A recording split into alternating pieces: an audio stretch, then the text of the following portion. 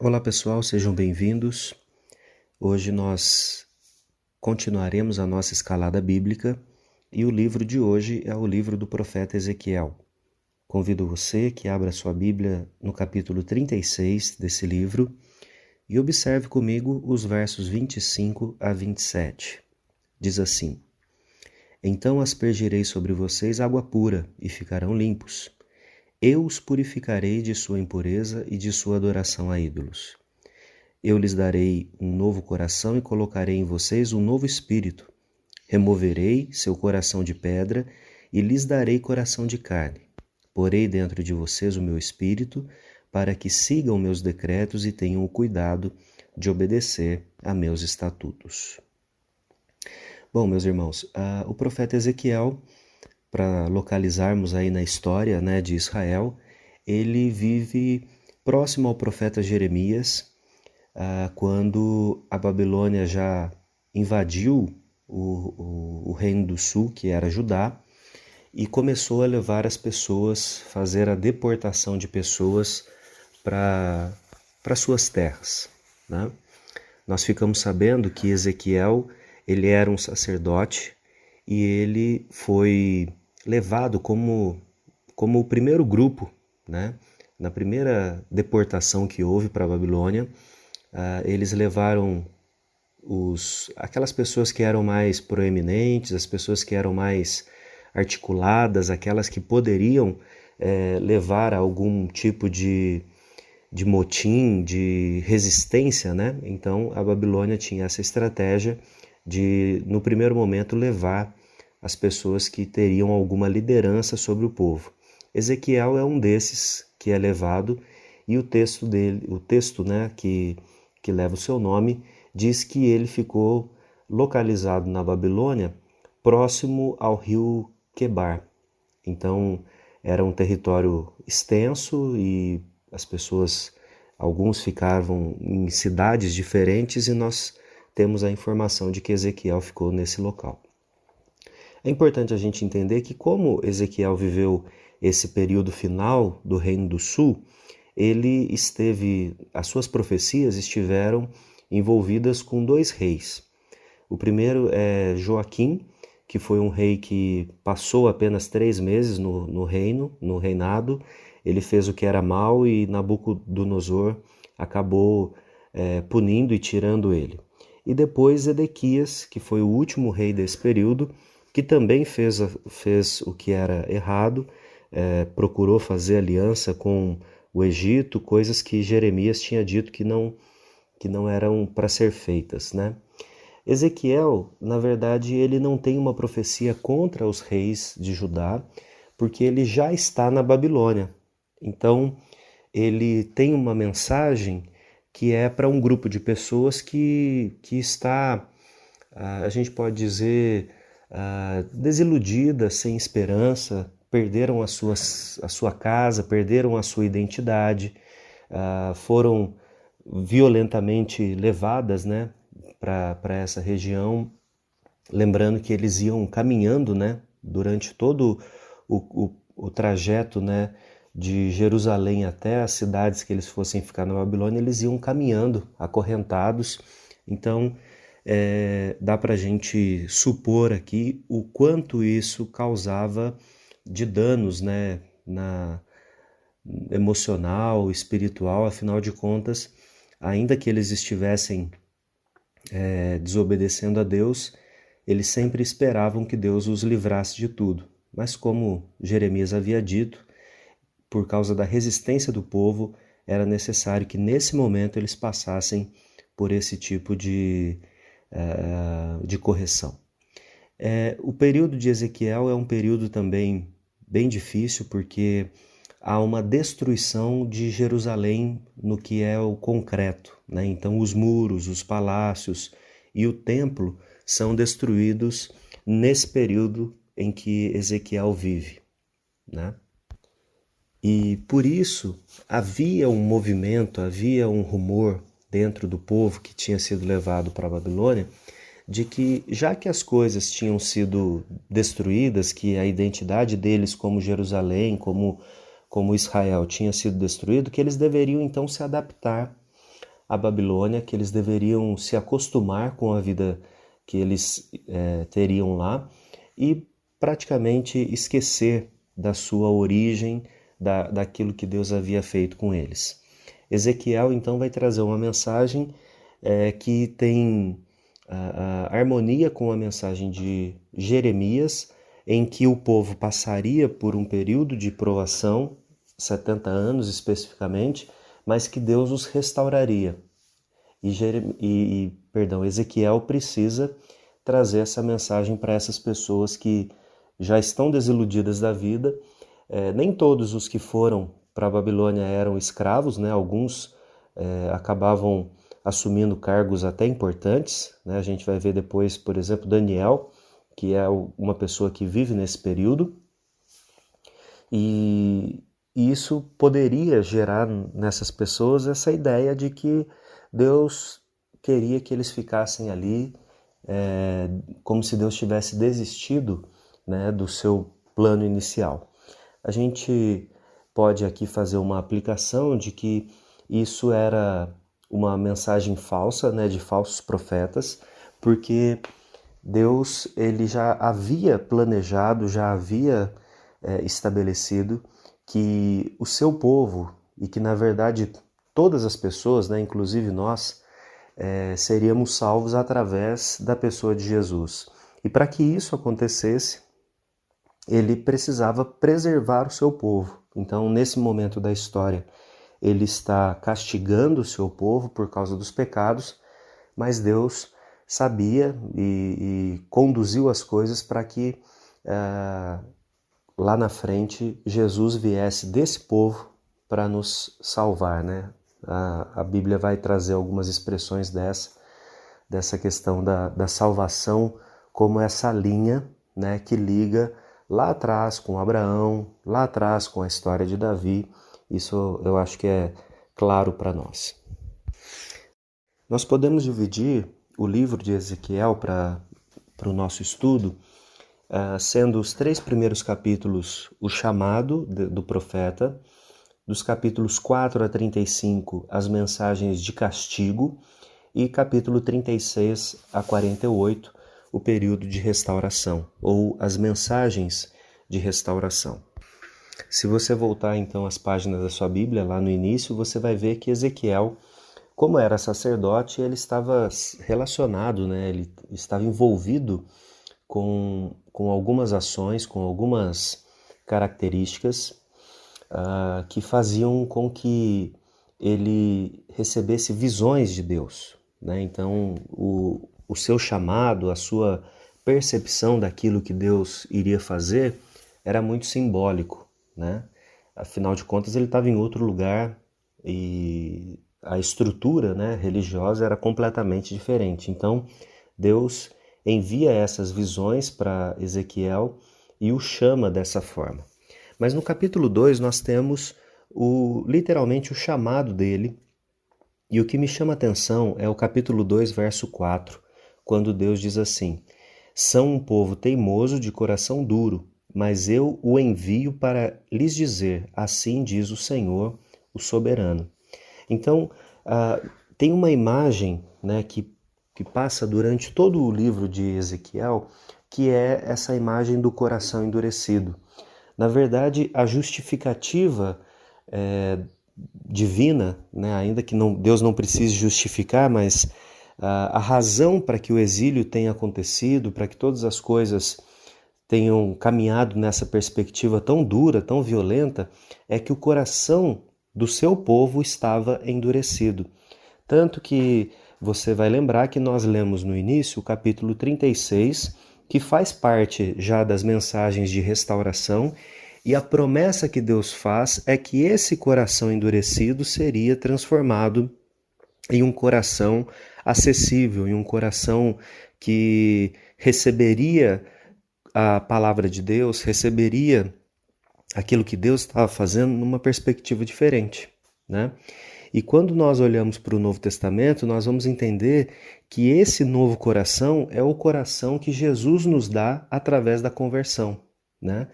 E é interessante também que lá no capítulo 36 nós temos uma promessa de que o Espírito de Deus seria dado ao povo, e ali não é o Espírito com letra minúscula, mas é o Espírito com letra maiúscula, ou seja, a ideia de que o próprio Espírito Santo estaria em nós, que é algo também que nós temos muito concreto no Novo Testamento.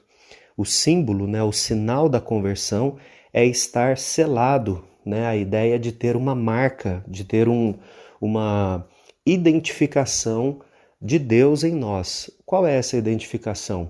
A presença do Espírito Santo na nossa vida.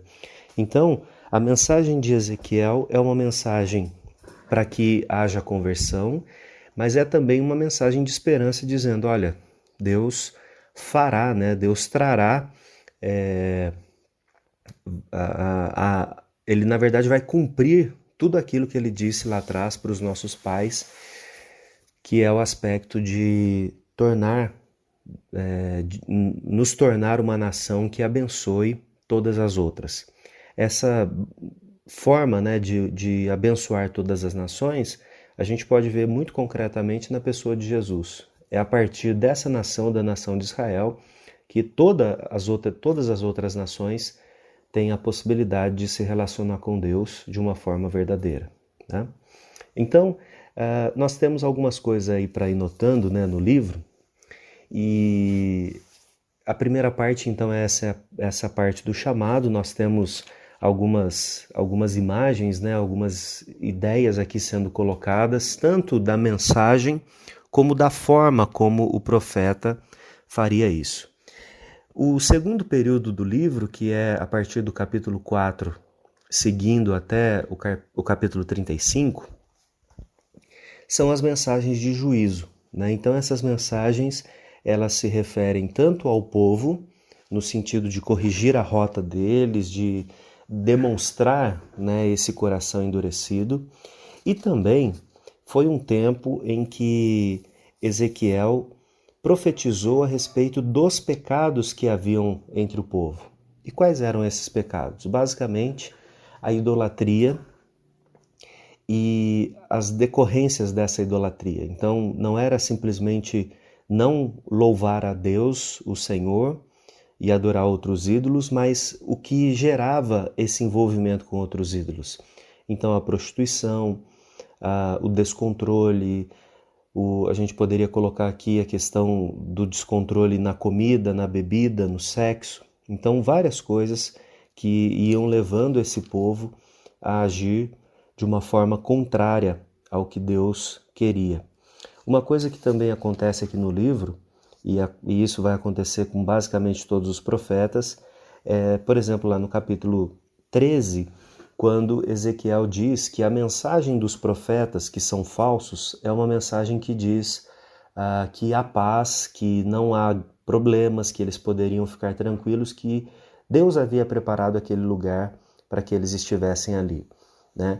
E só um adendo aqui, é muito interessante a forma como a Babilônia lidava com os seus conquistados. Enquanto outros povos matavam todos eles, destruía tudo, a Babilônia ela permitia que parte da cultura fosse preservada e que aquelas pessoas que tinham potencial intelectual participassem da construção do seu próprio reino. E outro aspecto é que eles aproveitavam a mão de obra daquelas outras pessoas. Então, realmente, eles eram escravos, mas eles não eram aquele escravo que muitas vezes nós temos na Bíblia, de pessoas que eram, como no Egito, relegadas assim a pouca comida, a poucos benefícios, deixando as pessoas à míngua. Era bem diferente com a Babilônia, porque eles entendiam que isso os capacitava a atingir, a conquistar mais coisas. Então a mensagem dos profetas, ela entrava nesse sentido. Olha, disseram que a gente estava sendo castigado, mas olha as oportunidades que nós temos. E o que Ezequiel precisa fazer é dizer, essa não é a oportunidade de Deus para nós. Enquanto esses profetas dizem que está tudo bem, nós precisamos lembrar que não está, porque esse não é o nosso povo, essa não é a nossa terra, e nós estamos aqui sendo influenciados por eles. O nosso papel é de influenciá-los, né? Então, um período muito difícil para alguém que tem uma noção clara daquilo que Deus está fazendo e dessa necessidade de anunciar uma mensagem que vai impor às pessoas uma mudança de vida, né? Não uma conformação com aquilo que eles estão vivendo. Depois a gente continua, né, olhando o livro e a gente pode seguir aí dos capítulos 16 a 23, quando Ezequiel ele faz uma releitura dos escritos históricos do povo, né? Então, dessa vez ele não vai trazer à memória das pessoas o que Deus fez simplesmente para encorajá-los, mas ele faz isso para mostrar que mesmo quando Deus esteve favorável ao povo, dando oportunidades de restauração, de perdão, de recomeço, o povo se manteve rebelde. Essa é a mensagem que Ezequiel quer trazer, fazendo essa releitura da história. O povo ele sempre se afastou do Senhor, ainda que o Senhor trouxesse, perdão, trouxesse lideranças que chamassem a sua atenção, né? E na análise, né, nessa análise da história de Israel, a conclusão que o profeta chega é que todas as iniciativas de Deus para que o povo se tornasse cada vez mais próximo dele, cada vez mais condizente com aquela mensagem, né, de ser a bênção para todas as nações, esse povo foi transformando isso em perversidade. Em vez de transformar isso num pensamento, olha, Deus está conosco, vamos seguir em frente, eles pensavam, já que Deus está com a gente, vamos fazer aquilo que a gente acha, porque Deus vai sempre agir com cuidado, com benefícios para conosco, né? Ali no finalzinho desse primeiro período da profecia, né, que vai até o capítulo 35, nós temos lá no capítulo 33 o início de um reconhecimento. 33, verso 10, essa palavra está se referindo ao povo, eles dizem assim: nossas ofensas e pecados são um peso sobre nós e estamos desfalecendo por causa deles. Como então podemos viver? Então aqui começa o início de alguma reflexão. Isso, é claro, irmãos, não significa que era 100% do povo que estava pensando assim, né? A gente tem sempre que lembrar que havia um remanescente, um grupo de pessoas que estava se alinhando, né? Que, na verdade, sempre esteve alinhado com Deus e que vinha influenciando as outras pessoas para que para que eles lembrassem disso, né? E uma mensagem muito interessante do livro, como Ezequiel ele era um sacerdote, ele tem a visão da glória de Deus, da presença de Deus, como se fosse algo muito concreto. Lá no início do seu livro, ele utiliza, né, essa imagem da glória de Deus para dizer que a presença do Senhor estava no templo. Então, lá no capítulo 1, verso 4, por exemplo, ele vai demonstrar que Deus ele estava presente, a glória de Deus, a majestade de Deus, todos esses atributos que são relacionados a Deus, eles estavam no templo, né? Quando ele chega na mensagem, que é a mensagem mais dura, né, esse período crítico que ele está falando, que está lá nos capítulos 8 a 11, ele diz que a presença de Deus se retirou do templo. Ou seja, Deus se ausentou. É claro que a gente entende que Deus ele é onipresente, mas a ideia aqui é que Deus ele se retira para que o povo possa ser castigado. E essa é uma mensagem muito dura para um profeta, especialmente um profeta que era sacerdote, né? Que tinha toda essa visão prática do que era oferecer o sacrifício, do que era estar no templo, do que era oferecer louvores a Deus. Então ali no capítulo 8, mais ou menos, nós temos Ezequiel dizendo que a presença do Senhor deixou o povo. Então eles ficaram à própria sorte. E lá no capítulo 43, que é já o finalzinho do livro, nós temos Ezequiel dizendo que a presença de Deus iria retornar e que essa presença de Deus é que seria restauradora, né? Ela, na imagem aqui que Ezequiel traz, ela voltaria a habitar no povo de Deus. Se a gente lembrar dessa figura no Antigo Testamento, você deve se lembrar que na época em que Moisés ainda era vivo, a presença de Deus ela era visível, né? Então, quando Moisés estava lá no tabernáculo falando com Deus, havia ali uma presença, havia manifestações ali, nuvem, fogo, né? Coisas que mostravam que Deus estava presente. Então, a promessa que Ezequiel traz é que Deus voltaria a habitar no meio do povo dele. Eu acho muito interessante, irmãos, a gente fazer uma aplicação aqui antes de terminar essa reflexão sobre o livro de Ezequiel, dizendo que muito mais do que a presença de Deus em um local físico, Deus respondeu isso para nós através do Emanuel, né? Que é uma promessa do profeta Isaías. Emanuel, ou seja, Deus conosco, mas não num templo, não em um local físico restrito. Deus está conosco em nós, em todos aqueles que creem, né? Todos aqueles que têm essa fé genuína no Senhor Jesus. Então, hoje nós não somos apenas levados a um local para adorar a Deus, mas nós, como povo de Deus reunidos, nós podemos experimentar, vivenciar essa comunhão uns com os outros e com Deus. Então, uma das mensagens do profeta Ezequiel é que o cumprimento de Deus ele foi muito maior do que o que estava aqui nessa profecia. E é claro que a profecia ela era limitada a um tempo e ainda que houvesse sempre a expectativa do Messias, isso não era tão claro para Ezequiel como é para nós. Então, enquanto o povo que viveu com Ezequiel aguardava uma promessa localizada, vão voltar para Jerusalém, vão ter a presença de Deus ali, hoje nós sabemos que Deus expandiu essa mensagem, essa boa notícia, ao ponto de que, independente de onde você estiver, seja no Japão, nos Estados Unidos ou aqui, você tem acesso à presença de Deus, porque Deus mesmo se fez presente em nós, ou seja, Ele é o nosso, de fato, Ele é o nosso Emanuel.